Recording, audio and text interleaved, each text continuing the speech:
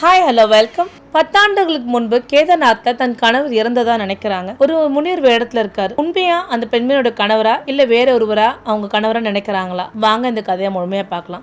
ரமேஷ் சாவித்ரியும் என்ன பண்றாங்க, கேதார்நாத் பயணம் போகலாம் அப்படின்னு சொல்லிட்டு ஒரு பிளான் போட்டு நல்லபடியா அவங்க கணவன் மனைவி இருவருமே கிளம்புறாங்க. கேதார்நாத் பயணம் ரொம்ப கடினமா இருக்கு. ரமேஷும் சாவித்ரி பொறுப்பட்டு போயிட்டு இருக்காங்க. அந்த பயணம் அவ்வளவு எளிதால ரொம்ப கஷ்டமா இருக்கு. மேல ஏற முடியல, ரொம்ப தவிக்கிறாங்க. அப்ப சாவித்ரி கிட்ட ரமேஷ் சொல்றாரு, ஏன் சாவித்ரி நீ இந்த கழுதைங்க மூலமா ஏறி வரலாம் இல்லையா, நீயே என்ன கஷ்டப்பட்டு ஏறி வர அப்படின்னு சொல்லிட்டு ரமேஷ் சொல்றாரு. அதுக்கு சாவித்திரி சொல்றாங்க, இல்லைங்க அந்த கழுதைகளாம் நான் வந்து துன்புறுத்த விரும்பல, நான் வந்து நல்லபடியா நான் தனியா தான் பயணிக்க விரும்புறேன், நான் நல்லபடியா உங்களோட சேர்ந்து ஏறணும் தான் விருப்பப்படுறேன் அப்படின்றாங்க. சரின்னு சொல்லிட்டு கொஞ்சம் கொஞ்சமா ஏறிட்டு இருக்காங்க. அன்னைக்கு பாத்தீங்க அப்படின்னா அந்த கேதார்நாத்ல கிளைமேட் நல்லாவே இல்ல, சரியான மழை, செம்ம மழை பெஞ்சிட்டே இருக்கு. அந்த மழையில அவங்களுக்கு குளிரும் தாங்க முடியல, நடக்கவும் முடியல, குளிர் பிரதேசமாவும் இருக்கு, கால்கள்லாம் வலிக்குது, ரொம்ப தவிக்கிறாங்க. இருந்தும் வந்து ரமேஷ் கொடுத்த உற்சாகத்தால சாவித்திரியும் ரமேஷும் என்ன பண்றாங்க, ரொம்ப கஷ்டப்பட்டு ஏறிடுறாங்க.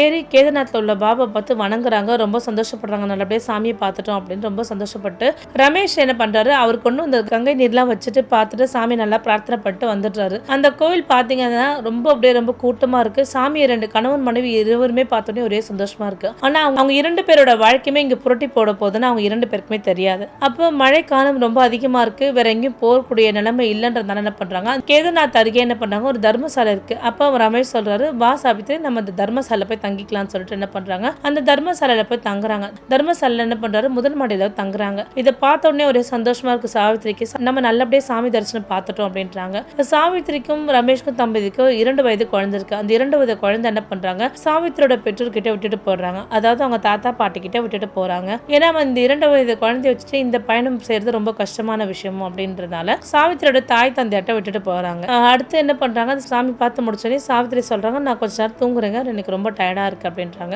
அப்ப ரமேஷ் சொல்றாரு, கண்டிப்பா தூங்கு, அடுத்த நாள் காலைல இங்க பக்கத்துல ஒரு பைரவ சன்னதி இருக்கு, அந்த பைரவ சன்னதிக்கு நம்ம போகலாம், சீக்கிரமாவே எழுந்துக்கோ அப்படின்றாரு. சரிங்கன்னு சொல்றாங்க. ரமேஷ் என்ன பண்றாரு, சாவித்திரியோட கால்களுக்கு மருந்துலாம் போட்டு கொஞ்ச நேரம் படு அப்படின்னு சொல்லிட்டு படுக்க வைக்கிறாரு. அவங்களும் அப்படியே நல்லா தூங்குறாங்க. கொஞ்ச நேரம் பாத்தீங்க அப்படின்னா அந்த மழை பொழிவால உள்ள கேதார்நாத்தை பார்த்து ரசிக்கிறார் ரமேஷ், ரொம்ப அழகா இருக்கு அப்படின்றாரு. கொஞ்ச நேரம் பாத்தீங்கன்னா மழைகள் அதிகமாயிட்டே இருக்கு, அவருக்கு என்ன சொல்றதே புரியாம இருக்கு. திடீர்னு பாத்தீங்கன்னா இரவு நேரம் ஆயிடுச்சு. திடீர்னு பாத்தீங்கன்னா ஒரு மாதிரி ஒரு வித்தியாசமான சத்தங்கள் கேக்குது. மலைகள் எல்லாம் அப்படியே உருண்டு வர மாதிரி இருக்கு, என்ன சேர்ந்து ஒண்ணுமே புரியாம இருக்கு. அப்ப என்ன பண்றாங்க, அங்க உள்ள மக்கள்லாம் வந்து பெருசா ஏதோ நடக்க போகுதுன்றதால பயந்துட்டு என்ன பண்றாங்க, எல்லாரும் அலறாங்க, உடனடியே தர்மசாலை விட்டு போங்க போங்க அப்படின்னு சொல்றாங்க. எல்லாருமே என்ன பண்றாங்க, தர்மசாலை விட்டு கிளம்பிட்டு இருக்காங்க. அப்ப நல்லா தூங்கிட்டு இருக்க தன் மனைவி சாவித்திரி எழுப்புறாரு. சாவித்திரி வா, இங்க நிலைமை சரியில்லை, நம்ம கிளம்ப வேண்டிய நேரம் ஆயிடுச்சு அப்படின்னு சொல்லிட்டு ரமேஷ் என்ன பண்றாரு, தன் மனைவி சாவித்திரி தன் கையோடு பிடிச்சிட்டு என்ன பண்றாரு, கிளம்பி வா அப்படின்னு சொல்லிட்டு கூப்பிடுறாரு. சரி நீ இவங்க சொல்லிட்டே நடந்துட்டு இருக்காங்க. ஒரு பக்கத்துல பாத்தீங்கன்னா பாறை வந்து உருண்டு வந்துட்டே இருக்கு, மறு பக்கத்துல மழை பிச்சு எடுக்குது.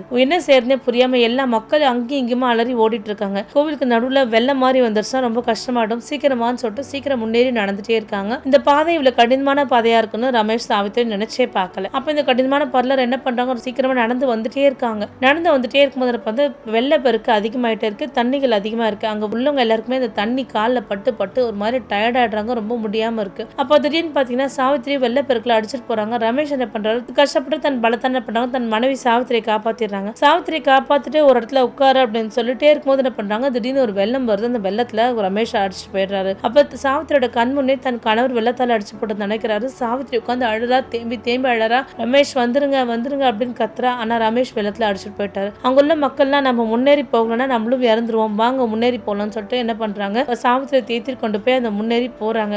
இருந்தும் தன் கண் முன்னே தன் கணவர் வெள்ளத்தால அடிச்சுட்டு போனதை சாவித்திரியால் தாங்க முடியல, தேம்பி தேம்பி அழுதுட்டே இருக்காங்க. அங்க உள்ள தேடுற பணியாளர்கிட்ட எல்லாருக்குமே சொல்றாங்க, என் கணவர் தேடி பாருங்க அப்படின்னாங்க. அடுத்த நாள் வானிலை சரியானது என்ன பண்ணாங்க, ஹெலிகாப்டர் மூலமா தொலைந்தவர்கள் யாராவது கிடைக்கிறாங்கன்னு சொல்லிட்டு தேடுறாங்க. ஆனா கிடைக்கவே இல்லை. இப்படியே 3 நாட்கள் ஆகுது. சாவித்திரி அந்த இடத்துல இருக்காங்க. சாவித்திரிக்கு என்ன செய்யறதுன்னு ஒண்ணுமே புரியாம இருக்காங்க. நம்ம தம்பதியராக வந்து கேதார்நாத் பாபாவை தரிசனம் பண்ணணும் வந்தோம், ஆனா இப்ப நான் மட்டும் தனியா போறேன்னு சொல்லிட்டு தேம்பி தேம்பி அழுதுட்டு இருக்காங்க, தன் கணவர் இல்லைன்ற வருத்தத்திலே. உடனே என்ன பண்றாங்க, தன்னோட சொந்த ஊருக்கு கிளம்பி போறாங்க. பல மாதங்களா ரொம்ப வருத்தத்திலே இருக்காங்க. இருந்தும் என்ன பண்றாங்க, சார் நம்ம குழந்தைக்காக நம்ம வாழணும்னு சொல்லிட்டு தன் மனதை தேத்திட்டு அந்த குழந்தை பூஜாவுக்காக வாழ்ந்துட்டு இருக்காங்க. பூஜாவுக்கு 2 வயதாகுது. பூஜா இப்படியே நாட்கள் ரொம்ப சந்தோஷமா வளர்த்துட்டு இருக்காங்க. பூஜாவும் வளர்ந்துகிட்டே வராங்க. பூஜா ஒரு கட்டத்துல படிக்கும் போது என்ன பண்றாங்க, அம்மா நம்ம கேதார்நாத் போகலாமா அப்படின்றாங்க. அதை கேட்ட உடனே சாவித்திரிக்கு கோபம் தான் வருது. ஏன்னா கேதார்நாத் போய் தான் அவனோட தந்தையை இழந்தேன், இனி நான் யாரையும் இழக்க வரும்ல, தயவுசெய்து கேதார்நாத்னு யாரும் சொல்லாதீங்க, எனக்கு அதுல விருப்பம் கிடையாது அப்படின்றாங்க. அப்ப இருந்தும் என்ன பண்றா, பூஜா ரொம்ப கோவிச்சுக்கிறா. அம்மா நீங்க அப்பா போயிட்டாரா நானும் போயிடுவேன்னு ஏமா நினைக்கிறீங்க, கண்டிப்பா நான் நல்லா இருப்பேன், வாங்கம்மா ஒரு தடவை போய் பார்க்கலாம் அப்படின்றாங்க. இல்லைங்க எனக்கு ரொம்ப பிடிச்சமான உங்க அப்பாவை நாங்க தான் தொலைச்சேன், அதனால நான் எனக்கு அங்க வர விருப்பம் கிடையாது, இல்லம்மா நீங்க வாங்க அப்படின்றாங்க. அந்த குழந்தை ரொம்ப தொந்தரவு பண்றதுல என்ன பண்றாங்க,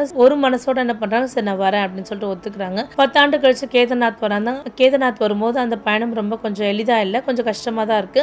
இருந்தும் அவருடைய மகள் 13 வயசு ஆயிடுச்சு. அம்மாவும் மகளும் என்ன பண்றாங்க, ரொம்ப சந்தோஷமா கேதார்நாத் பயணத்தை ஆரம்பிக்கிறாங்க. அந்த பயணம் ஒரு கட்டத்திலையும் அவருடைய கணவர் நினைச்சு பாக்குறா, நம்ம கணவரோட இப்படிதான் நம்ம சந்தோஷமா வந்துட்டு இருந்தோம், இந்த 10 ஆண்டுக்கு முன்னாடி நம்ம வராம இருந்தா நம்ம கணவர் நல்லா இருந்திருப்பாரு அப்படின்னு சொல்லிட்டு அப்படி பல யோசனையோட என்ன பண்றாங்க, சாவித்திரி தன் மகளோட பயணிச்சுட்டு வராங்க. ஒவ்வொரு பயணத்திலும் தன் கணவரோட வந்து போனதை நினைச்சு பாக்குறாங்க. சில சமயம் அழுதுட்டு இருக்காங்க, நான் எப்படியும் என் கணவரை எழுந்துட்டேன்னு சொல்லிட்டு வருத்தப்பட்டு இருக்காங்க. இருந்தும் என்ன பண்றாங்க, சாவித்திரியோட மகள் பூஜாவும் நல்லபடியா சாமி தரிசனம் பண்றாங்க. தரிசனம் பண்ணி நல்லபடியா கும்பிட்டு வராங்க. கும்பிட்டு வந்து என்ன பண்றாங்க, தர்மசாலையில போய் தங்குறாங்க. தர்மசாலை தங்கிட்டு சொல்றாங்க, போன முறை உங்க அப்பா கூட வரும்போது அந்த பைரவர் சன்னதி நான் பார்க்கவே இல்லை, இந்த முறை உன் கூட வரும்போது பைரவர் சன்னதி நம்ம பார்க்கணும் அப்படின்னு சொல்றாங்க. சரிங்கம்மா, அதனால நம்ம காலை சீக்கிரம் எந்திரிச்சு போகலாம் அப்படின்றாங்க. இங்கிருந்து 2 கிலோமீட்டர் தூரத்துல தான் இருக்கு அப்படின்றாங்க. பூஜாவும் அதுக்கு சரிமா நம்ம காலையில போலான்றாங்க. அடுத்த நாள் காலையில சாவித்திரியும் பூஜாவும் என்ன பண்றாங்க, அந்த புக்கட்டோட பைரவர் சிலையை பார்த்துட்டு தரிசனம் பண்றதுக்காக போறாங்க. அப்ப அவங்க பீமசிலைன்ற ஒரு இடத்த பார்க்கணும் அப்படின்றாங்க. என்னம்மா பீமசிலைன்னு பாத்தீங்கன்னா அங்க ஒரு பெரும் பாறை இருக்கு, அந்த பாறை பேர் தான் பீமசிலை. அந்த பீமசிலை தான் 10 ஆண்டுக்கு முன்னாடி பெரிய பனிச்சரிவு ஏற்படாம தடுத்தது அந்த பீமசிலை பாறை தான் அப்படின்ற மாதிரி சொல்லிட்டு இருக்காங்க. அதனால அதையும் நம்ம பார்வையிடணும்னு சொல்லிட்டு சாவித்திரி சொல்றாங்க. பூஜாவும் சரிங்கம்மா கண்டிப்பா நம்ம அதையும் போய் பார்க்கலாம் அப்படின்றாங்க. இவங்க 2 பேரும் இப்படி போய் பார்த்துட்டே இருக்காங்க. இவங்க நல்லபடியா பைரவர் சிலை போய் பார்க்கறாங்க, நல்லா தரிசனம் பண்றாங்க. இவங்க போகும்போது வானிலை ரொம்ப மோசமா இருந்தது. ஆனா பூஜாவும் இப்ப சாவித்திரி போகும்போது வானிலை ரொம்ப நல்லா தெளிவா தான் இருக்கு. நல்லபடியா சாமி கும்பிட்டு வராங்க. அப்ப நிறைய பேர் சொல்றாங்க, இங்க ஒரு மகான் ஒருத்தர் இருக்காரு, அவர்கிட்ட ஆசீர்வாதம் வாங்கிட்டு போங்க, உங்களால ஏன்ற உதவி நீங்க செய்யுங்கன்னு சொல்லிட்டு நிறைய பேர் சொல்றாங்க. சாவித்திரி என்ன பண்ணா, தன் கையில் உள்ள காசு எடுத்து பூஜா கிட்ட போய், பூஜா அங்க உள்ள மகான் சொல்றாங்க, அவர்கிட்ட நீ பணம் கொடு, நான் வேற ஒருத்தர் முனிவர் மாதிரி இருக்காங்களே அவங்களுக்கு நான் பணம் தரேன் அப்படின்னு சொல்றாங்க. சரி என்ன பண்ற, பூஜா அந்த மகான் கிட்ட பணம் கொடுக்கறதுக்கு பூஜா போய் கொடுத்துட்டு வந்துடுறான். வேற ஒரு முனிவர் கிட்ட என்ன பண்றாரு, பணம் கொடுக்கலாம்னு சொல்லிட்டு சாவித்திரி தன் பேக்கை திறந்து பணத்தை எடுத்துடுறாங்க. எடுத்துட்டு அந்த முனிவர் கையில போடுறாங்க. அந்த முனிவருக்கு பார்த்த உடனே ஒரே அதிர்ச்சி, சாவித்திரிக்கு பேச்சே வரல, கொஞ்ச நேரம் அப்படியே அதிர்ச்சியா நின்னுட்டாங்க.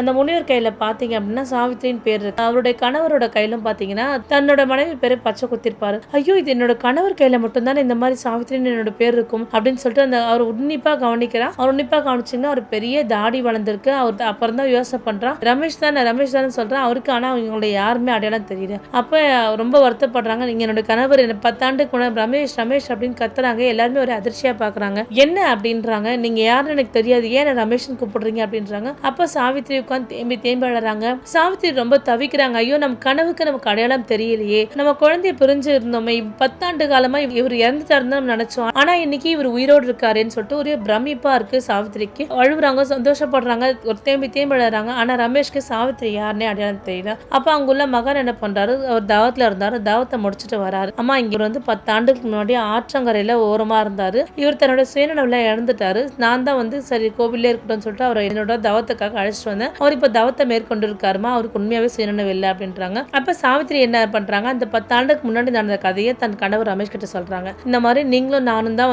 நான் கேதார்நாத்துக்கு பாபாவை தரிசனிக்க வந்தோம், ஆனா இங்க மழை வெள்ளம் அதிகமா இருந்ததால இந்த வெள்ளத்துல நீங்க அடிச்சு போயிட்டீங்க, நீங்க இறந்துட்டு இதான் நினைச்சிட்டு இருந்தோம், இந்த 10 ஆண்டு காலமாகவும் நீங்க எல்லாம் நான் ரொம்ப வருத்தப்பட்டு இருந்தோம், ரொம்ப வேதனைப்பட்டு இருந்தோம், ஆனா நீங்க எனக்கு கிடைச்ச உடனே ஒரே சந்தோஷமா இருக்கு, ஏன்னா உங்களை பார்க்க மாட்டேனாலும் ஒரு ஏக்கம் எனக்கு எப்பவும் தன் மனசுக்குள்ள இருந்துட்டே இருக்கு, நீங்க வெள்ளத்துல அடிச்சுட்டு போன விஷயம் மட்டும் தான் இன்னும் என் கண்ணிலே போயிட்டு இருக்கு, உங்களை இன்னைக்கு உயிரோட பார்க்கறதுல எனக்கு ரொம்ப ரொம்ப சந்தோஷம் அப்படின்னு சொல்லிட்டு ரொம்ப சந்தோஷப்படுறாங்க. அப்ப ரமேஷ்க்கு இவ்வளவு சொல்லியும் ரமேஷ்க்கு அவங்களுக்கு பெருசா நினைவுக்கு வரல. அப்ப சாவித்திரி சொல்றாங்க, சரி நீங்க இப்பதான் வந்துட்டீங்கல்ல, உங்களுடைய சொந்த ஊர் போபால், இதுவாது உங்களுக்கு ஞாபகம் இருக்கு அப்படின்றாங்க. அப்ப ரமேஷ் சொல்றாரு, எனக்கு எதுவுமே ஞாபகம் இல்லம்மா, இந்த மாதிரி எனக்கு ஆற்றங்கரையில அடிச்சுட்டு போனதால எனக்கு சுத்தமா எதுவுமே ஞாபகம் இல்லை அப்படின்றாரு. சரி வாங்க நம்ம வீட்டுக்கு போலாம்னு சொல்லிட்டு சாவித்திரி கூப்பிடுறாங்க. சாவித்திரி மகளுக்கும் ஒரே சந்தோஷம், தன் அப்பாவை பார்த்ததுல ஒரு சந்தோஷம், 10 ஆண்டுக்கு முன்னாடி இறந்து போனதான் நினைச்சு தன் அப்பா உயிரோடு இருக்கிறத நினைச்சு பூஜாவுக்கும் ஒரே சந்தோஷம். உடனே என்ன பண்றாங்க, மகளும் மனைவியும் வாங்க வீட்டுக்கு போலாம் அப்படின்னு சொல்றாங்க. நான் 10 ஆண்டு காலமாக தவத்துல தான் இருக்கேன், என்ன ஏன் கூப்பிடுறீங்க, நான் இனிமே இந்த வாழ்க்கைக்கு நான் வரல, தயவுசெய்து விட்டுருங்க அப்படின்றாங்க. அப்ப சாவித்திரி அவரை கட்டி பிடிச்சி தேம்பி அழுறாங்க. இல்ல கண்டிப்பா வாங்க என் கூட அப்படின்றாங்க. அப்ப அங்குள்ள மகான் என்ன சொல்றாரு, நீ யாருன்னே தெரியாதனால தான் உன்னை வந்து தவம் இருன்னு சொன்னேன். ஆனா உன்னை இந்த 10 ஆண்டு காலமா உன்னோட குடும்பம் வந்து உன்னை விட்டுட்டு இருக்கு. அவங்க நீ இல்லாம ரொம்ப கஷ்டப்படுவாங்க. அதனால கண்டிப்பா நீ அவங்க குடும்பத்தோட போய் சந்தோஷமா வாழு. உனக்கு குழந்தை குடும்பம்னு இருக்கு. அதனால நீ உன் குழந்தை குடும்பத்தை தான் பார்க்கணும். அதுதான் வாழ்க்கையை சித்தாந்தம் கூட. நீ உன் குழந்தை குடும்பத்தை போய் பாரு அப்படின்றாங்க. உடனே ரமேஷும் சரி மகான் பேச்சு கேட்டு சரி நான் போறேன் அப்படின்னு சொல்லி ஒப்புக்கொள்கிறாரு. இதை கேட்ட உடனே சாவித்திரிக்கும் சாவித்திரியோட மகளுக்கும் ஒரே சந்தோஷம். 10 ஆண்டுக்கு முன்னாடி இறந்து போன கணவர் திடீர்னு வந்தா எப்படி இருக்கும் சாவித்திரிக்கு? சாவித்திரி கேதார்நாத்துக்கு வரும்போது ஒரு பெருசா விருப்பம் இல்லாம தான் வராங்க.